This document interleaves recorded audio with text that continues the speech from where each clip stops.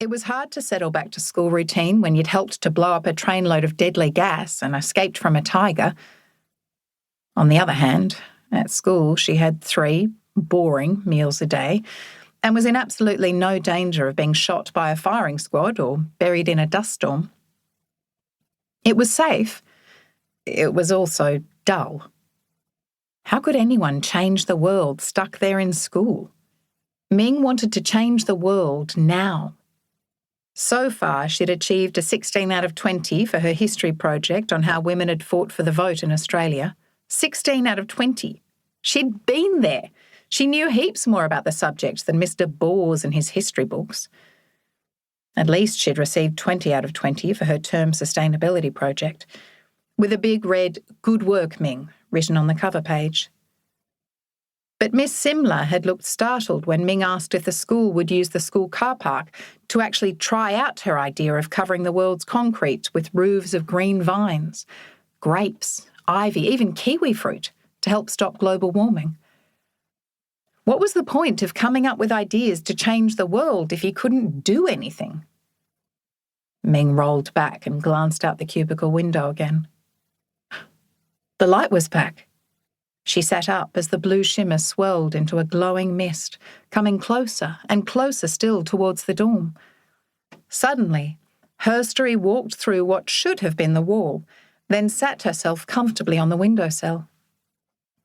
She looked just like she had a few weeks ago. Silver-haired, purple-robed, both young and very old. The world stopped. No, time has stopped, Ming thought, as Herstory grinned at her.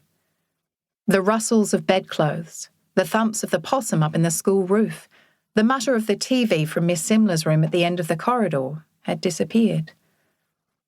As always, History's sister looked both close and incredibly far away. "Bored?" asked Herstory. Ming could hear the laughter in her voice. "Yes," said Ming frankly.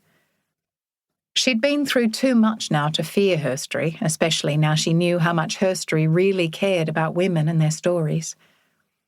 Herstory shook her head.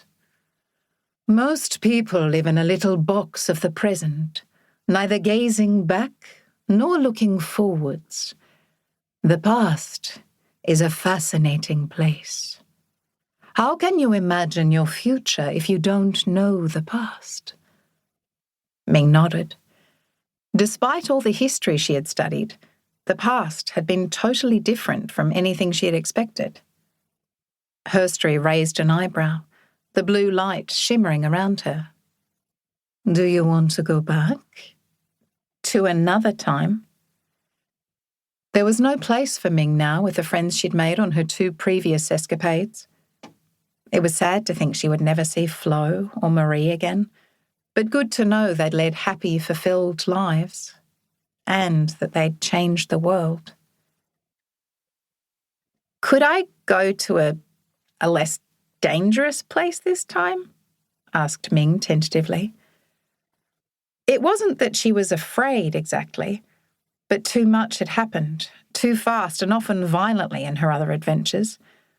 When Herstory had promised to send her to the past, she dreamed of being a princess in a castle who stopped an invasion, maybe even a young female pharaoh who had invented paper made from papyrus. A safe place, too, Ming added quickly, because after all there were crocodiles in ancient Egypt, and battles with chariots and spears. "You'd like to visit a safe, comfortable place where you can watch a girl change the world?" Ming nodded. "Yes, please." Herstory grinned again, but there was something about this grin. "The past is never entirely safe," Herstory said lightly. "Plus there's no dentists, mobile phones to call for help, poverty, diseases and accidents without antibiotics." "A lot of the world is still like that," said Ming. "But you're lucky enough to be comfortable here. Still want to go?"